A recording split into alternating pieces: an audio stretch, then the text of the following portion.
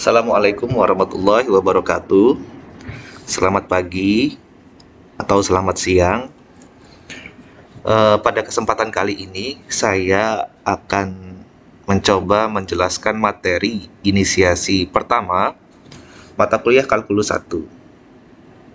Pada materi inisiasi 1 ini yang akan dibahas adalah himpunan dan sistem bilangan real. Jika kita buka materi inisiasi, di sana ada 19 slide ya. Cukup singkat dari rangkuman dari modul ya, modul yang ada di situs UT atau ruang baca virtual. Oke, kita masuk ke himpunan dan sistem bilangan real. Nah, pada materi inisiasi 1 ini tujuannya adalah dapat mengoperasikan himpunan dan menjelaskan sistem bilangan real. Itu tujuan secara umum. Kemudian untuk secara khusus kompetensinya adalah menjelaskan pengertian himpunan, menyajikan himpunan dengan cara mendaftarkan anggota dan menyatakan sifat anggotanya, mengoperasikan himpunan yaitu gabungan, irisan, dan selisih. Kemudian mendeskripsikan sistem bilangan real, menjelaskan sistem bilangan real, mencari himpunan penyelesaian suatu pertidaksamaan, dan mencari himpunan penyelesaian suatu pertidaksamaan nilai mutlak. Baik, kita mulai dari himpunan. Di sini definisi dari himpunan adalah suatu daftar atau koleksi objek yang mempunyai sifat tertentu. Kemudian daftar atau koleksi atau objek disebut dengan anggota atau unsur himpunan. Himpunan diberi notasi huruf besar ya, itu A atau B atau C atau X dan seterusnya. Kemudian sedangkan anggotanya diberi huruf kecil yaitu A kecil, B kecil, C dan seterusnya. Pada kalkulus, yang dimaksud dengan objek adalah bilangan real. Dan sifat tertentu adalah sistem bilangan real ya. Kemudian himpunan disajikan dengan cara mendaftarkan ya, ada cara mendaftarkan anggota-anggotanya dan menyebutkan sifat-sifatnya. Jadi ada dua cara untuk menyajikan suatu himpunan. Oke, kita lihat perbedaan antara keduanya. Misalnya, jika A adalah himpunan bilangan asli yang lebih kecil dari 10, maka kita bisa menyatakan A ini dengan cara mendaftarkan anggota-anggotanya yang ditulis dengan A sama dengan urut kurawal ya, 1,2, 3, 4, 5, 6, 7, 8, 9. Jadi bilangan asli yang lebih kecil dari 10 adalah dari 1 sampai 9. Oke. Kemudian yang dengan cara menyebutkan sifat-sifat anggotanya, maka kita dengan cara tulis A sama dengan X sedemikian sehingga X bilangan asli lebih kecil dari 10. Nah, ini ya. Di sini lebih singkat cara menuliskannya.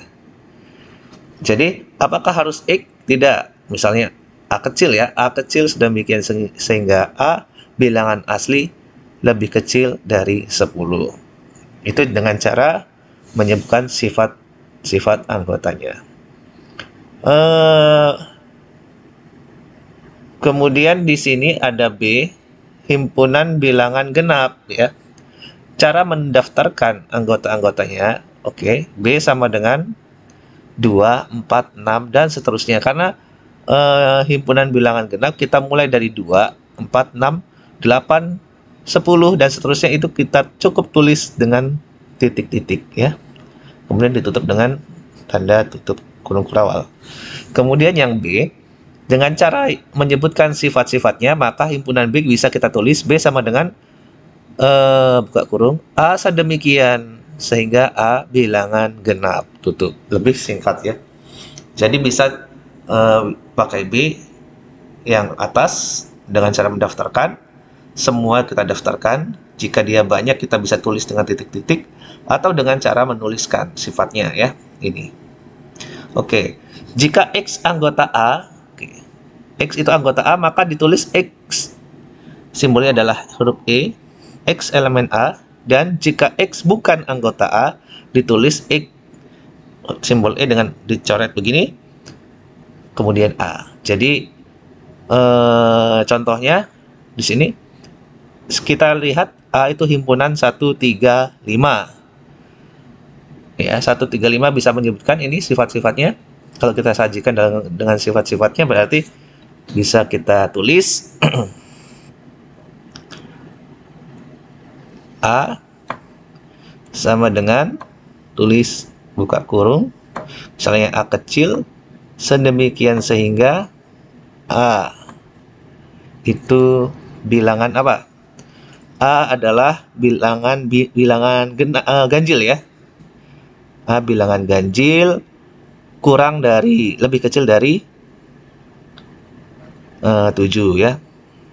A bilangan ganjil kurang atau lebih kecil dari, ya, dari 7. Tutup. Nah, jadi yang A ini bisa kita tulis seperti ini atau begini. Kemudian di sini ada 3. 3 apakah anggota dari A? Kita lihat di sini 135, berarti 3 adalah anggota A, ditulis 3 elemen A.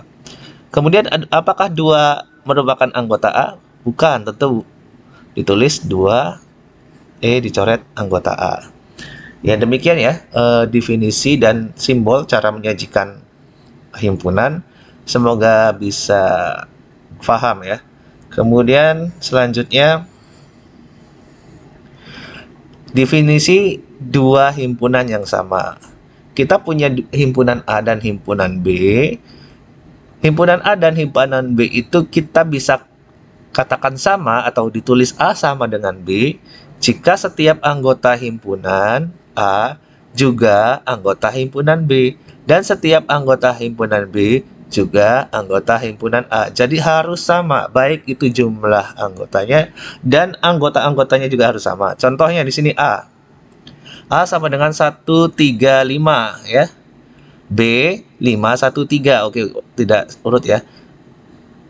Di sini ada 3 anggotanya, di sini ada 3 anggotanya yaitu 135 dan ini 513. Sedangkan C ada 3 juga, anggotanya 157.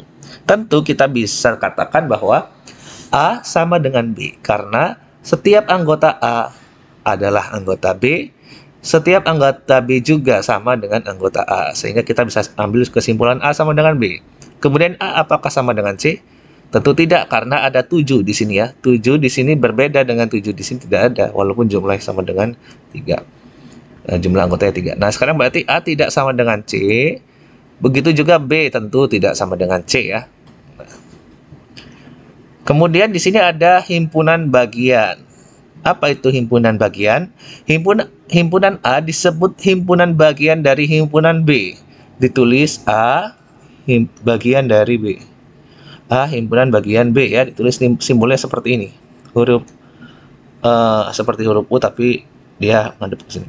A himpunan bagian dari B jika setiap anggota A juga merupakan anggota B.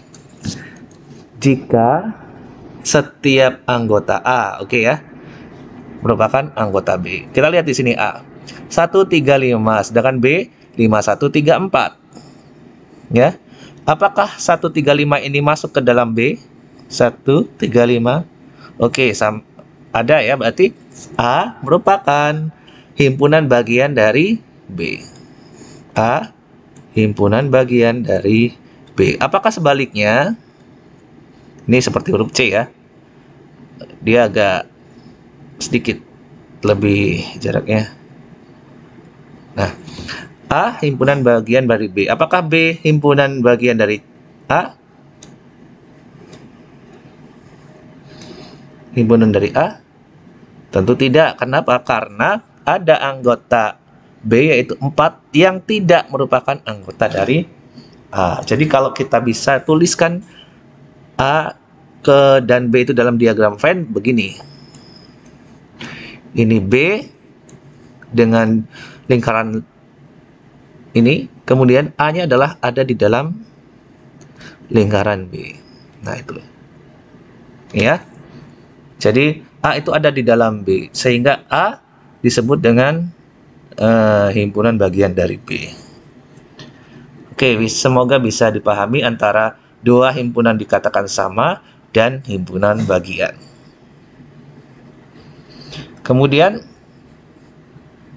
ada definisi operasi himpunan ya. Operasi himpunan ini di sini ada 3 operasi himpunan yang akan dibahas, yaitu gabungan, simbolnya U, irisan, simbolnya U terbalik, dan selisih, simbolnya minus. Jadi U kebalik, dan minus. Beda dengan tadi, simbolnya adalah begini, ini himpunan bagian ya. Oke, gabungan, irisan, selisih. Dari 3 operasi tersebut yang akan sering digunakan adalah gabungan dan irisan. Jadi gabungan dan irisan. Oke, kita supaya lebih jelas di sini pengertiannya. Gabungan himpunan A dan B adalah himpunan semua objek yang menjadi anggota A dan B atau keduanya dan ditulis dengan lambang A union B atau A UB. Kemudian irisan himpunan A dan B adalah himpunan semua objek yang sekaligus menjadi anggota A dan B dan ditulis dengan lambang A begini ya, B. Kemudian selisih adalah himpunan A dan B adalah himpunan semua objek yang menjadi anggota A tetapi tidak menjadi anggota B bila ditulis dengan A sama dengan B. Jadi lihat di sini. Semua yang menjadi anggota A tetapi tidak menjadi anggota B itu betul ditulis A dikurang B. Tapi kalau B dikurang A, B dikurang A berarti semua anggota B yang tidak menjadi anggota A, gitu ya. Kita lihat simbol-simbolnya seperti ini nih. A anggota B itu, A itu adalah seperti ini, B adalah seperti ini, maka A dan B kita arsir semua, itu adalah A gabungan B. Jika A dan B seperti ini, maka yang diarsir yang tengah atau irisannya itu adalah ini irisannya ya. Kemudian ini pengurangan, A dan B dikurang adalah yang cukup yang hanya anggota A tanpa anggota B.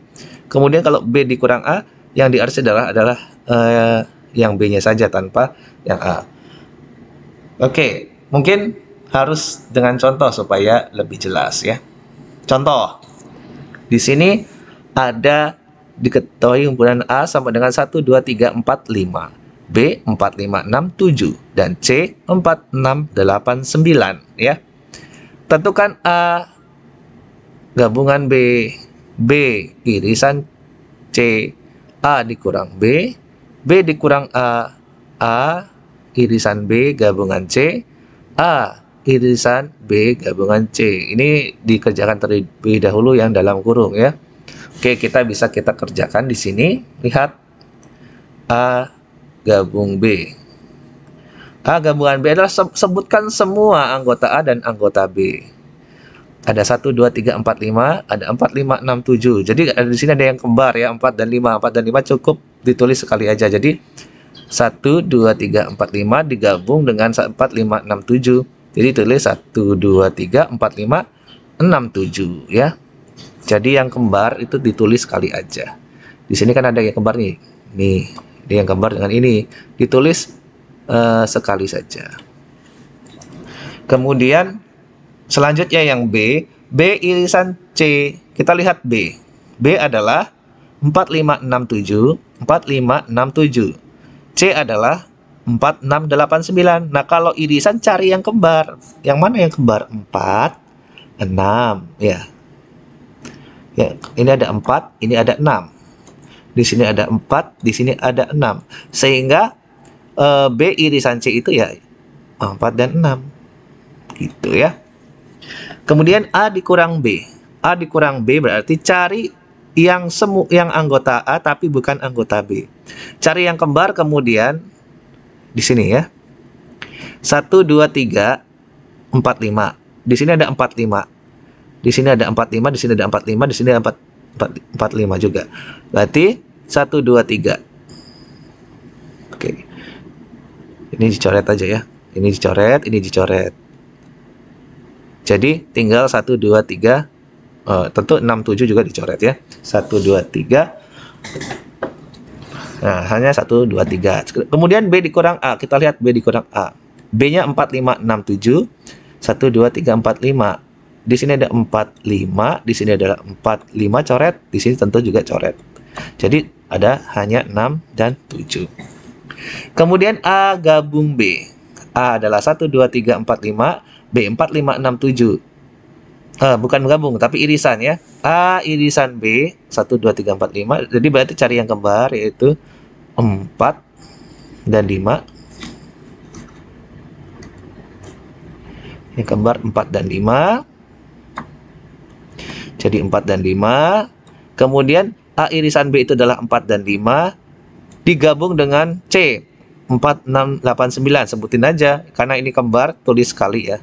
Jadi 4, 5, 6, 7, 6, 8, 9. Nah itu. Kemudian yang terakhir B gabungan C. B-nya 4, 5, 6, 7. C-nya 4, 6, 8, 9. Kalau gabungan kan disebutkan semua ya.